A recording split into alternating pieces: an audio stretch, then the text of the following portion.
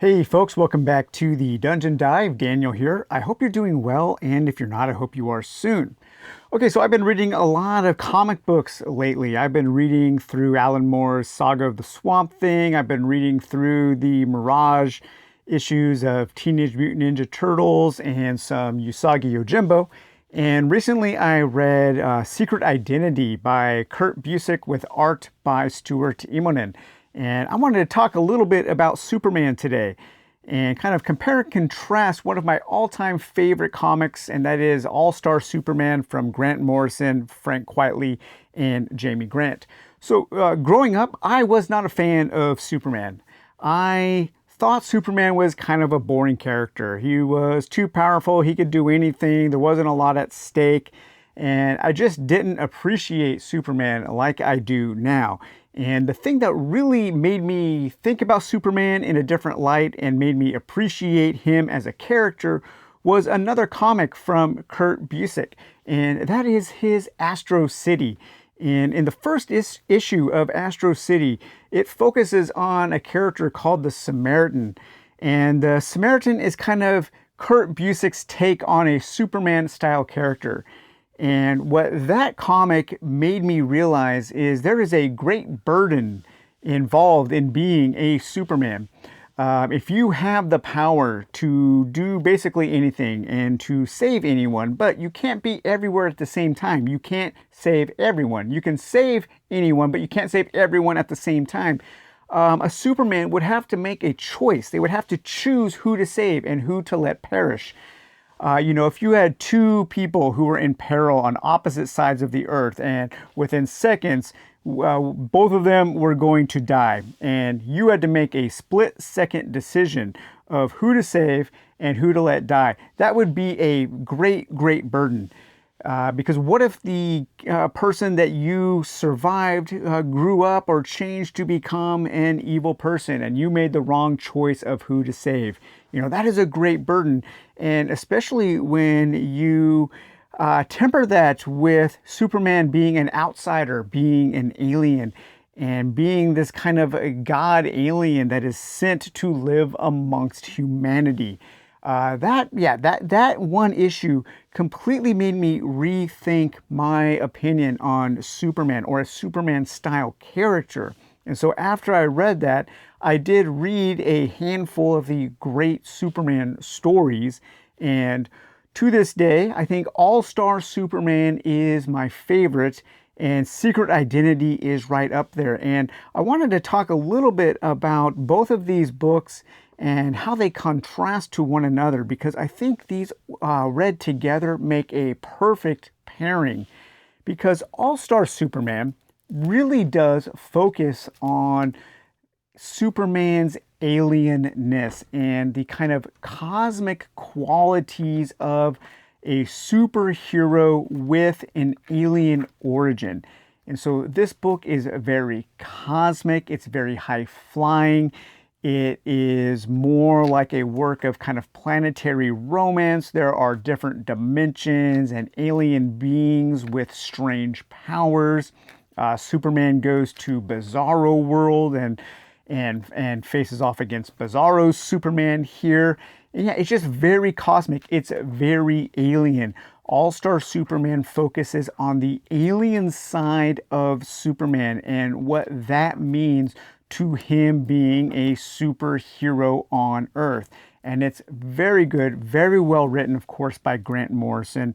And Frank Quitely's art is fantastic, and the digital coloring by Jamie Grant is amazing. Now, a friend of the channel, he recommended that I should read Secret Identity because I talked very highly about All-Star Superman. Come to find out, Secret Identity by Kurt Busiek with art by Stuart Immonen is very, very hard to find. It's out of print. You can get it digitally, so if you are interested, you can buy the digital comic and read it on a tablet or on your computer or something. But luckily, my best friend and his wife, they collect a lot of comics, and they had a reader's copy, and this is actually a copy from the Seattle Public Library that they bought in one of the Friends of the Library sales. And luckily they had it, and they loaned it to me. And man, this thing really hit me hard. It is a fantastic comic. I kind of got choked up reading through this a couple of times. And in contrasting with All-Star Superman, Secret Identity focuses solely on Superman's humanity and what it means to be a human with superhuman powers. As a matter of fact, Secret Identity here, it is, I would say it's probably one of DC's, I think it's Elsewhere stories. They're non-canonical stories. These are stories that take place kind of in a different world, a different version of our Earth.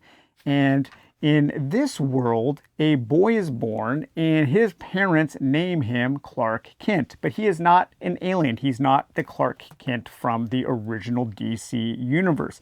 He is born into a small rural town. It's not Smallville.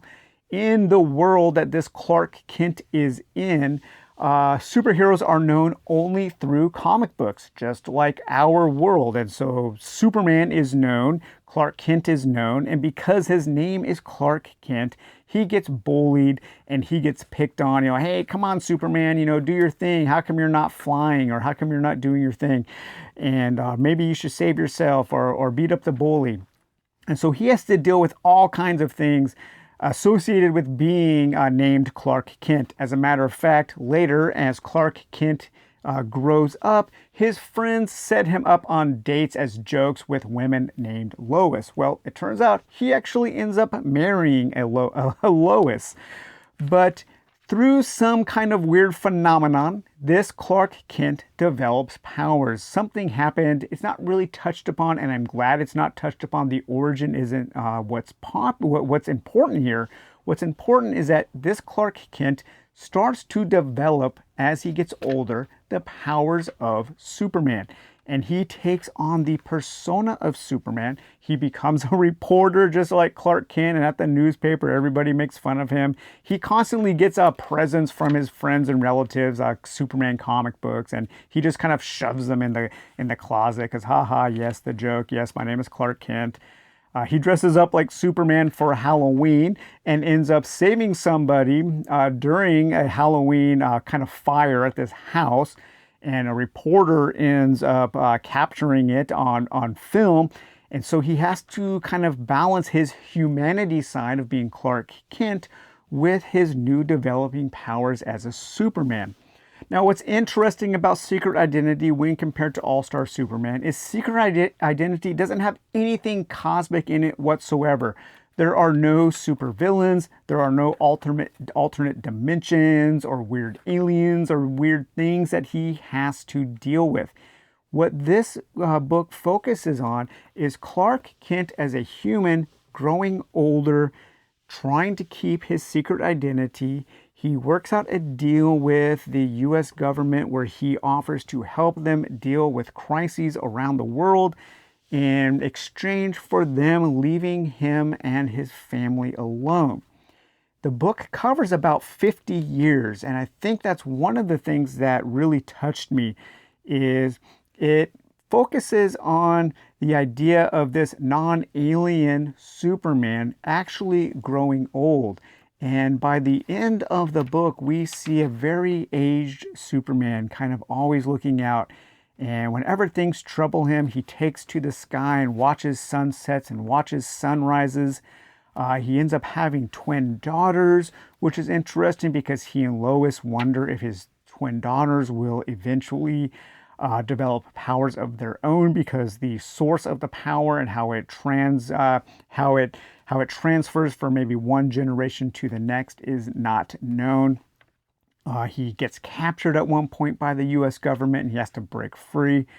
But the way that Kurt Busiek focuses on Superman's humanity is really touching. This book is heartfelt. There's a lot of emotion in this book. The art is fantastic. There's a lot of writing. A lot of the narration in Secret Identity is told through journals that Clark Kent is writing as he comes to grips with his newfound powers and what it means for him to have that responsibility and for him to have that burden that Busick touched upon in Astro City #1 with the Samaritan. And so if you haven't read Superman, maybe you feel like I did when I was younger, that Superman just wasn't a very interesting character. I would greatly encourage you to first check out that Astro City #1. You can get it in a collection. I think it's in the first trade, The Samaritan.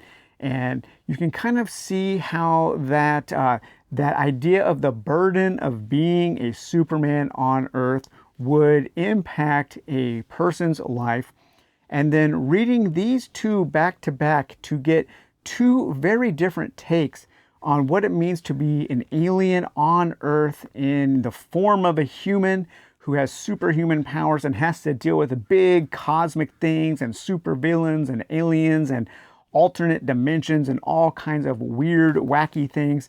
I mean, yeah, this All-Star Superman is just insane. It's so wacky and cool. And it's like Superman at his most cosmic and most super, dealing with huge, monstrous threats that are threatening to destroy the entire existence of the universe. Whereas Kurt Busiek's Secret Identity is a much smaller, more human-sized tale about what it means to be a human with superpowers. And both of these books are fantastic. I can recommend them both. It's too bad that Secret Identity is out of print right now. It's very expensive if you were to buy it, but maybe check your local library, your local library. Maybe they have it, or maybe, if you have a friend who collects comic books and you can borrow it from them, or you can get the digital version. But both of these are fantastic. They're very different, and it's like the opposite sides of this same Superman-shaped coin, and I greatly appreciate both of these books.